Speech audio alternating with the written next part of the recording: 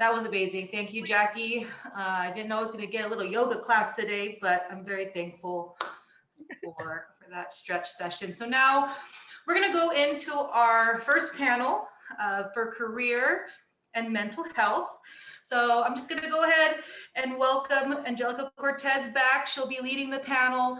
And I'm going to go ahead and introduce our panelists. So we have Melanie Ray Tanata. She's the Assistant Director of Career and Development at the Evans School of Public Policy and Governance from the University of Washington, Seattle. In this role, she supports graduate students as they prepare for careers in public service. She's also one of the co-founders of Filipino Storytime Seattle, and supports the creation of monthly bilingual reading programs and learning activities. Welcome, Mellanie. Our next panelist is Gina Mariko Morales. Gina is a Pinayista, events enthusiast, efficiency nerd, and nonprofit advocate. She is the founder and owner of Make It Mariko Events, as well as the co-founder and event producer of the well-known Undiscovered SF Creative Night Market in Soma, Pilipinas, which launched to over 10,000 people and is going on their third year. And our last and final panelist, Jessica J. Shea, I hope I'm saying that correctly, leads the AWS Executive Sponsorship Program for startups and digital native business at Amazon Web Services. She's a co-founder and she co-founded and co-leads a thriving grassroots group for Black and African employees at AWS Amazon, and was also one of the founders of Filipinos at Amazon, a subgroup of the Asians at Amazon Affinity Group. And finally, let's welcome back Dr. Jel Cortez to moderate this session. Take it away, Dr. Jel. Thank you, Ate Ann. Thank you, Karina. And welcome to our panelists. Hey, ladies, good afternoon. I have the delight of helping to kind of shape this conversation and this talk that we're about to have that is entirely about career and mental health. For those that are new to the Fly Pinayis family, mental health and wellness has been one of our big themes, one of our major themes for the past 5 years, and how we emerged our themes and discovered them was through a series of focus groups that we would host at community centers and at college campuses, where we would go to schools like De Anza College, Mission College, San Jose State, Santa Clara University, and we would even host sessions at community spaces like the Roosevelt Center to really uncover with our Pinays that create this program what was top of mind for them, what they were feeling, what they were experiencing. So through and through, mental health and wellness tied to career advancement has been a major and prominent theme. So let's get into those questions, ladies. And so that it's not like I'll go first, who wants to go, you know, one of those things. Let's start with Mellanie and then go to Jessica and Gina with this first question. How is your current work-life balance? And what are your tips on implementing boundaries in your professional life? Thanks. Firstly, hello, everyone. I'm so grateful to be here and be amongst the amazing women in this panel. My name is Melanie, she, her pronouns. In terms of work-life balance, honestly, if you asked me this question a different day, different week, it would have changed. And I think by default, my sort of response when there is violence in our community or there's something going on in the news is just to like absorb as much information as possible. So on top of supporting my students who are at this point in time gearing up for the job search, the internship search, holding their anxiety, and then my anxiety around what's happening currently, plus all of my commitments to the community organizing work I do here in Seattle, it's a lot. And I don't really feel like balance is sustainable in thinking about work and life. I think it's more so of a juggle. So recognizing that I have some stuff in my hand, in my plate, and it's manageable. And then there's just some things that are up in the air, things that I know I need to advocate for in terms of asking for help, things that I need to honestly just like table for the time being. And I think in terms of implementing boundaries, at least for me, working a structured like job as an educator, block out my calendar. And I never realized that working from home, I'm like, oh, that sounds like it'll be manageable, but I feel like maybe many of you can also relate. I'm working more now that I'm working from home currently. And so building out some time for bio breaks, building out some time to get out and walk, if not walk my dog, walk myself, and also building out time for just like the overflow. Inevitably, if you have meetings or if you have class assignments, there's going to be times where, as structured as you'd like to be, things just kind of spill over. So really being protective over my schedule, and also making time intentionally for like deep rest. Like I'll put the phone away, I'll take a good nap, and make sure that I'm also checking in, not only with the folks around me, but also with myself. Like, where am I feeling in terms of my general wellness is a big question that I make sure to write down and check in more regularly than I have been in the past. Awesome. There's a lot there. Jessica, are you on the line with us? I am. I'm the one that says Jess, so I don't know how to put myself on spotlight. I was like ravenously looking for you because, okay, there you are. Hi. Hi. Welcome. Hi. Thank you Well, for being here. thank you so much. Yeah, and you pronounced my name perfectly, so thank you. Yeah, it's good to be here. I'm Jessica Shea. I'm a mom who works in technology, so what work-life balance? I started working at Microsoft way back when my son was 4.5 months old, and I now work at Amazon Web Services. As you all know, tech is very fast-paced and very demanding. It will take everything I'm willing to give and then some more. And so I don't really believe there's such a thing as balance. Like I'm aiming for some equation that's perfect.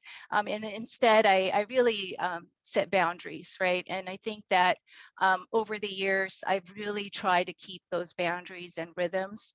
And so some of the boundaries that I keep on a day-to-day basis is just to work from 8 to 5 and clock out and really mentally just shift from work to being with my family or friends or doing whatever. And so I try to do that every day. And then on the weekends, Friday night, starting Friday sundown to Saturday sundown, we don't do any work at home. We don't even do chores. So if you come to my house on Saturday, it's a hot mess. So we do that as a family just to keep ourselves connected, sane, and not be about work. And then as far as rhythms, quarterly rhythm, we try to go away every quarter as a family and just go on vacation. So again, not perfect, and certainly there are good times, and now is probably not a good example of that, but we try to do that because otherwise it's not sustainable. Totally. And I can entirely relate to the Sundays reserved for like complete nothingness. Nothingness is wonderful. Gina, can we pass it over to you? Hey, mic check. Can you hear me? Good? Okay, awesome. Hi, everyone. My name is Gina Mariko. Gina Mariko Rosales. So happy to be here. Fly Pinayista. I say this every time I come to this event, but when I was in high school, me and two of my other homegirls called ourselves the Fly Pinayista. So I have mad love for this conference and event. Work-life balance. Yeah, so I'm like a different kind of creature. So I run 2 companies. I run Make It Mariko events, and I also run Pinayista, which is a nonprofit org. And again, I'm hella agree with Jess about like, it's not an equation. It's not perfect. It's not something like that we got to strive for, but it is about setting boundaries. And for me, yes, I have work boundaries. But I also find like the key to me finding balance is really about delegation and not trying to take it all on myself. That's the biggest learning I've had the past 5 years running my company is I'm just we're all doers. We want to do everything. And we actually pride ourselves when we can do so much and we find success in that. But for me, especially this past year, as my business started growing, I had to learn how to let go of finding pride in checking off boxes. And I had to give myself permission to find pride in being a good leader, a good manager, and letting my team manage up And so that was like a huge thing that helped me find balance, is not trying to do it all. And of course, like I set my own boundaries too. Like I'm a night owl, so I work really well at night. I don't start work until like 10 or 10:30 a.m. And I actually do some of my best work from 8 p.m. to 12 a.m. So for me, it's just about, I actually just take one full day off on the weekend. And I actually like to work Sundays too, because that's when I write well. So I have different kind of boundaries because like I enjoy doing creative work. So that doesn't feel like work to me, but definitely like eating, like taking time to eat sounds so dumb, but like scheduling time to eat and like have dinner and like not look at my phone while I'm eating, things like that, like really help. Tiny little things like that. I mean, you said it best. The basic idea of drinking your 8 glasses of water a day, getting your 8 hours of sleep, taking a shower and calendaring that in. I have definitely had to do that, much to my own chagrin. But I'm quite the opposite of you, Gina. By 8 p.m., like I'm a potato. You cannot get anything out of me. I cannot function. So you get me at 6 to 8 to 9 a.m. I am like, all cylinders are on, baby. So let's kind of move into this next question, which I find very peculiar and very tantalizing. And let's go, hopefully, Gina, you're still on your toes for this. Let's go Gina, Jessica, then Mellanie on this one. What are your thoughts about hustle mentality? Do you think it's toxic or empowering? Yeah. Oh my gosh. So I run a nonprofit whose tagline is building sisterhood in the hustle. So this is like, I think about this a lot. And actually this year, one of the panel themes that we're talking about hosting at Pinayista is like really decolonizing that word hustle and breaking it down and talking about what do we mean by the word hustle. And so the first thing that I want to say and call out is like, let's name it. Like, let's name what we're actually talking about here. It's capitalism. So it's not just about hustle mentality, it's capitalism, which is the problem. And that's the piece that is toxic. So if we're running businesses and where our hustles are rooted in like lifting ourselves up by pushing other people down, that's a problem, and that's problematic and toxic. Everything can be toxic. So it's about like how you frame your hustle, whether your hustle is a small business, a corporation, your art, a movement, you're an educator. How is your hustle contributing to community? That's like how we make it empowering. So like, yes, we want to make money. Yes, we want to have a savings. Yes, we want to have create generational wealth for our communities. But how is that hustle rooted in community? And how are you giving back with the privilege that you're getting through your hustle? So those are the ways that we can root like our work back to community and make sure that like as we're doing this hustle, it's not just about us and it's not just about money. And that's the capitalism part. And that's what we need to let go of.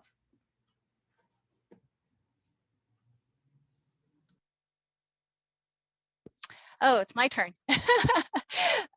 Yeah, like so many things, right? I think depending on the situation and the season, hustle mentality can be toxic or it can be empowering. And as far as when it's empowering is when, for example, if you're looking for a job, you do need to hustle.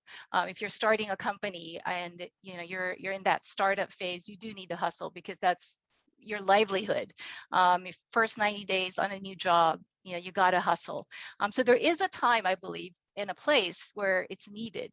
And I do believe that decolonizing the word and being able to see the word as somewhat empowering when it's needed, but also that the word has limits, right? And I think Gina said it pretty well. When you stop seeing the humanity of someone and you see them as a human that's just out there to produce, then that's when it's toxic. The past couple of months with the rise in anti-Asian violence, it's been really traumatic. And when I read about the news of the Atlanta killings, like many of you, I had so many emotions to process this week, and my body was reacting like it happened to me. And I really just needed space to just be. And I had described earlier what the culture is like where I'm at. There's very little space to just be. And so I canceled a lot of my meetings this week. And I told people why. And I also told them that, hey, that thing that you wanted today, because it was so urgent, I can't get that done. And it was somewhat, there was a part of me that felt like embarrassed to say that, but I also knew that I needed to do that for my own well-being. And I needed to tell people why, not just say, oh yeah, I can't get it done because, I'm a slacker or whatever. And I asked my trusted colleagues for help. So there were some colleagues that reached out and I said, yeah, well, thanks for reaching out. I really, in fact, do need your help. Can you do this for me? And bear the burden with me? And they said yes.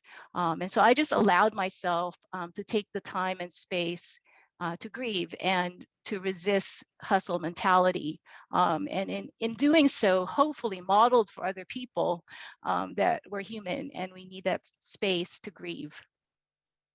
Thank you for saying that, Jess. One of our core tenets in LEAD Filipino is to ensure the continuance of keeping your own cup full, because community is there and we are of community. But one thing that is reinforced across our organizing team, our board, our interns, our committees, and our volunteers is that community will be there.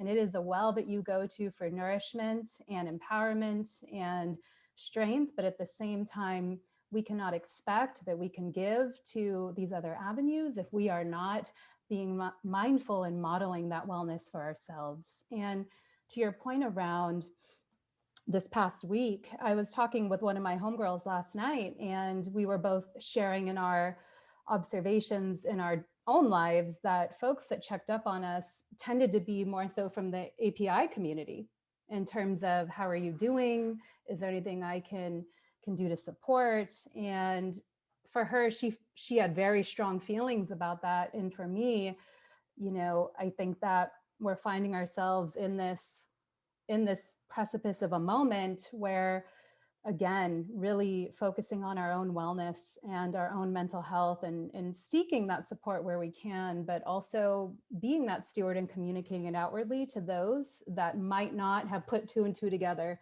Because my friend said when she told her boss, this person was like, oh, and like literally didn't connect. So sort of our role in communicating that message and purpose as well. Mellanie, can we go over to you? Yeah, I just wanted to echo both Gina and Jess's sentiments. I think that the hustle mentality can be empowering if we are the ones that are setting that framework for ourselves and that structure for ourselves. I think similarly to what Gina was describing about decolonizing, your industry or your sector, I also want to name how white supremacy culture is really divisive and is really insidious, and how in so many ways for those of you who aren't intimately familiar with white dominant culture or white supremacy culture, there's things like, a sense of urgency or perfectionism or wanting to make sure that you are abiding by the written word. There's several pillars to this, but I think to be able to be empowered and say, I am hustling because, like Gina had said, I'm showing up for my community. And a lot of my side hustles are directly community related. I'm not making money for organizing story times. I'm not making money when I show up to, rally or march or anything like that. But it's so fulfilling to know that I'm setting up generational wealth. I'm setting up systems and structures that are going to be sustainable long after I have been involved with them. And that to me is the ultimate power move, knowing that this is something that is going to be 7, 8 generations down. It'll look different, of course, but it's setting up our communities for this continued success, this continued growth, and also being able to advocate for our needs, showing up in solidarity with other folks. Going back to that white supremacy piece, I work in a predominantly white institution. My whole entire educational experience has been in PWIs. I'm a first generation student. I had no freaking idea how important it was to find affinity spaces when I was navigating higher ed. And higher education is not a system that a lot of BIPOC folks were set up for success when we're thinking about what it looks like to receive that degree and come out at the end being whatever it is that you had decided to study. And so thinking about, the recent events, I am just beside myself that I had to request a sick day because I didn't feel like that I had the autonomy to show up to my supervisor who was white, to my team that is predominantly white, and be like, I am grieving right now. And it sucks because if I am actually ill, that's 8 hours of my time that I don't actually get to have back. And you don't have to wait for like leadership systems and whoever the higher power that be to come up and say something. Like, I spewed out all my feelings on LinkedIn, which is a professional space. And I think, you know, that mentality of hustling, of building community, of feeling empowered in whatever it is you choose to do, the arts, community engagement, or anything else that's bringing in money, or any other kind of capital. I think as long as, again, you're sort of building out your own boundaries and doing things by your own standards and your own way of assessing your impact, I think that that part is the thing that we should be centering when we're thinking about hustling. Mm-hmm. I'd like to pull the thread on what Melanie shared earlier in connection to Gina's earlier statements around, let's just call it out. Let's just say it purely and unadulterated capitalism. When we think about perfectionism, the sense of urgency, competition, you take a day off and you're scared to check your email because suddenly you have 300 messages and they're all of equal importance. And it's like, hang on a second, let's talk about this a little bit. Leading into the next question, this is about career navigation. And Fly Pinay's, we have featured, Gina has led workshops on this. We've talked about navigation and advancement, negotiating your salary, how to construct that resume, how to build your brand, how to communicate your purpose, how to know your worth, and how to perform market research, knowing what that position is going to pay before you walk in the door and you negotiate your equity and you negotiate your salary and your benefits package. So as a Pinay, or as Pinays and women of color, this next question, how have you overcome any challenges and how do you navigate the career world? I'd like y'all to self-select who wants to go first. I'm gonna let it sit and then you can all speak when you want.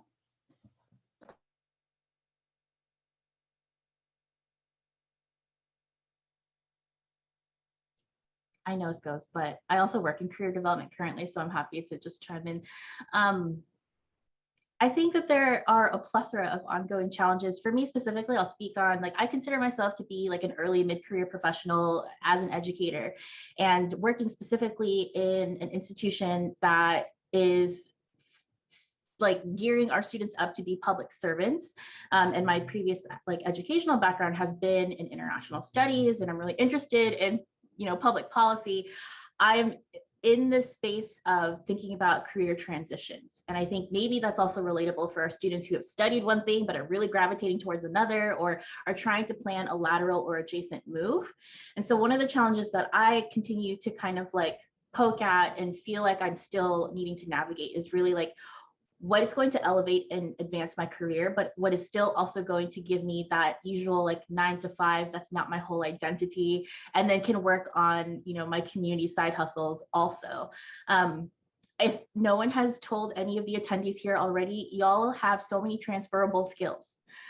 Like, please name it and like claim it, because there are so many spaces, maybe even like supervisors or teammates, that don't acknowledge all of those transferable skills and those strengths that you have. So if you need to be that person for yourself, please do it. And also recognizing like salary transparency in our conversation and our relationship with money and financial wellness just in general, I think is something that a lot of us could benefit by just being open to those conversations more often.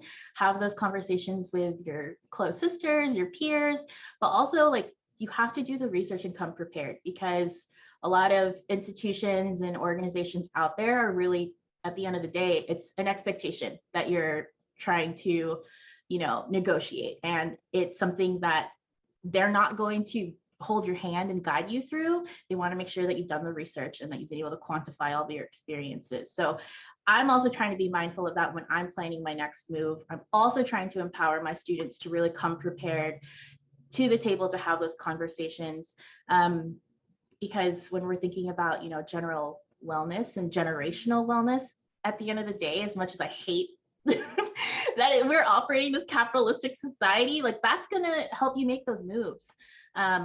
So yeah, just trying to figure out like what does advancing and elevating my career look like? How is it going to sort of meet that congruency between fulfillment, but also impact? And how do I make sure that I do not get screwed over by these future employers and these potential networks that obviously I want to nurture, but I also want to be there for myself too. Yeah, I'll go. So thanks so much for that, Melanie. I love that like framework and the structure you put out.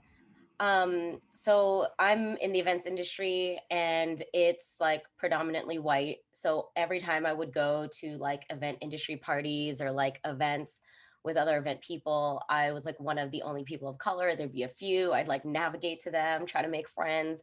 And, you know, a lot of the time you are going to be that person. And, you know, I worked at Google for 7 years too, and was like that short, loud Pinay up in the tech space. And so for me, it's just about like, it feels uncomfortable. Like when you are in those spaces and you are that one person, especially like I look really young, you know, people would think I'm like in high school, but it's like, no, I am the CEO of this company and I'm here to like plan this party for you. So it's just about like taking up space and like feeling proud to take up that space and unapologetic. Like you hear people say that all the time, but it's so true. Like that's how I got through Google. That's how I carved out my own space in this tech company that was like mostly white folks, is I was just myself. Like I wasn't afraid to like at the cafes, you know, I remember that there was like crab one day and I was like, are you serious? There is crab at the cafe. And I straight up went to the cafe with my other Asian homegirl and was like straight eating rice and crab with our hands in the Google cafe. And it's like, just do it, like whatever you want to do and don't apologize for it and take up your space and be the proud like woman of color you are. So now I market myself as an all women of color events agency. And that's a pro, and people love that. And they do want to lift us up because of that. And so those are things that I'm proud of. And especially when I get into places where people are disrespecting me, you know, it was hard at first. Like I've been at events, like I planned like 5,000 person events where like venue managers were like calling me sweetie and sweetheart. And it's like so offensive. And I'm just like, in the moment you're stuck and you're like, whatever, dude, like, let me just get out of my face. But then over time, I've gotten more confident and now I don't let it slide. Like I say something and I'm like, no, this is not okay. Actually, you don't get to call me that. My name is Gina, you know? Or like if somebody, like I've been on a phone call where somebody like offered me a deal and then they tried to take back the deal. And I was like, no, actually, you're not going to go back on this. You've already promised me this rate. So if you're going to give me this rate, and if he didn't, then I'm going to go to somebody else and I'm going to get it. And I actually went to a woman at the company and was like, this guy's trying to do this and you need to like do something about it. And she helped. So it's like, find your allies and like stand up for yourself.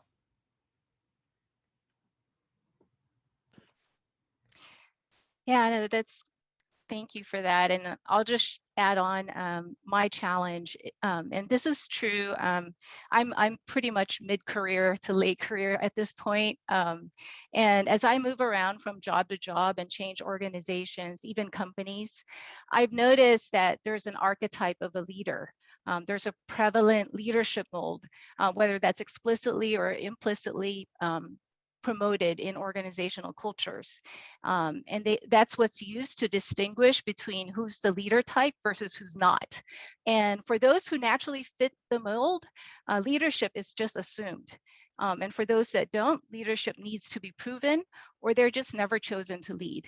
And you know, if you look a scan of people managers and executives in an organization, you'll see how few of its leaders are women, and even more rare, Black, Latinx, Asians, Filipino, Pacific Islander, Indigenous. This has been my experience throughout my career. And because of the package I come in, I'm not perceived as a leader. And my leadership is not assumed. And even when I prove that I can lead, I'm still not chosen to lead. And you know, I think this came to a very blatant head for me a few years ago when I interviewed for a director of product marketing role at a smaller software company. And because of my years of experience in product marketing and sales at a large software company, I knew the space very well, and I felt like the role was just a great fit based on my experience and skills. And so during my interview day, I was very confident in myself. You know, I was feeling really good. And so I wore a pink shirt, silk shirt, and red pencil skirt. And I went in just feeling very feminine and very confident. Unfortunately, all my interviewers were white male, and they liked my experience. They just picked my brain a lot, and so I thought, wow, I'm really resonating because they're picking my brain, and I felt like, you know, they're getting free consultation, you know. And I went through the day, and I just thought I nailed it, right? Because they were so responsive and so inquisitive. And I waited, and I never got an offer. And they ended up offering the job to another person who looked like them. And that was a real pivotal moment for me. I replayed all the interviews, you know, in my head, each question, and I wondered, how could I have, you know, read that situation so wrong? Like, how could I have thought I nailed it and gotten the complete opposite, right?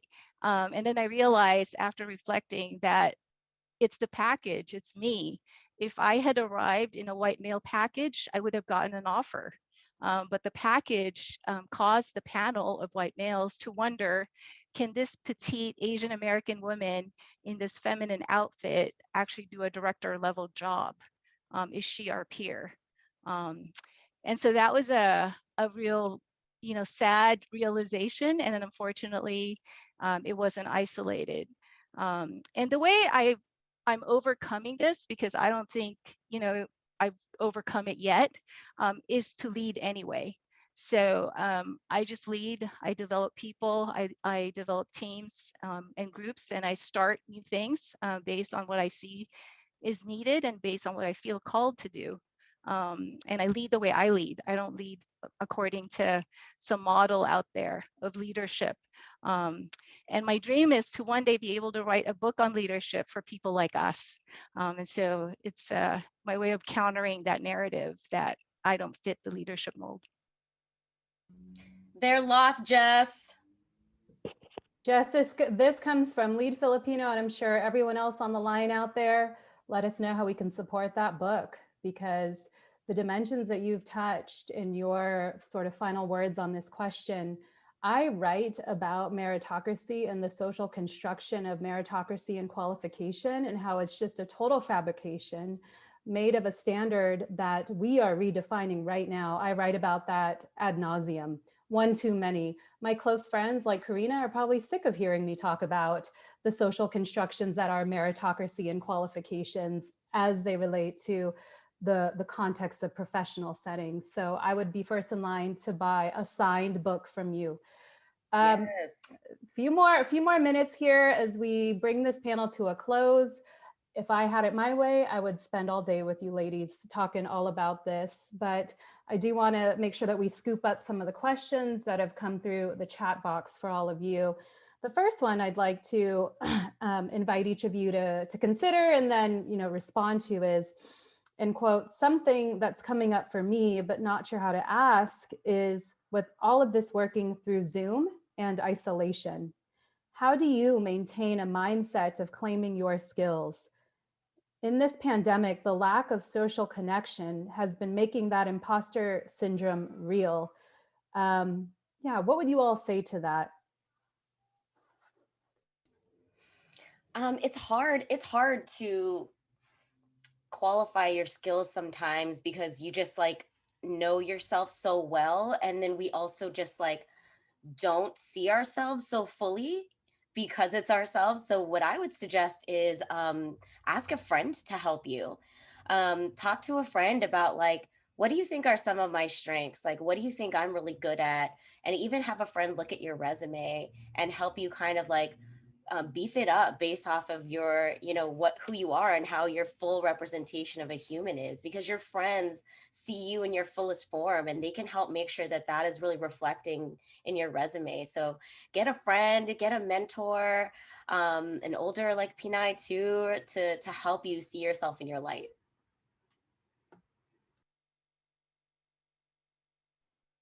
I second Gina, because those are a lot of the strategies I like encourage my students during our career advising appointments. I think especially with that whole self and how sometimes intentionally or not, we put that self-limiting like filter on, or like you minimize your impact or your contributions. Like, oh, well, you know, I mean, I was part of it, but like not really. And so to have someone as a mentor or to look over your materials or to ask that question like, hey, you know me, what are you seeing as the ways I contribute or my strengths? I think it's really powerful because you can't in that situation put that filter on. You can't minimize your, you know, impact in that way. And I think for me, as a person who, you know, is a predominantly white space, I resorted to a lot of like Instagram and like LinkedIn to find all these spaces. Like that's how I found awareness in action. That's how I found LEAD Filipino and how I was able to engage in that space, because it was offered remotely. To be able to find even, you know, processing spaces in light of what's happening, or professional associations that are doing open calls for, hey, check out our networking night, or we're doing this town hall about, you know, Filipino American like initiatives, like join us.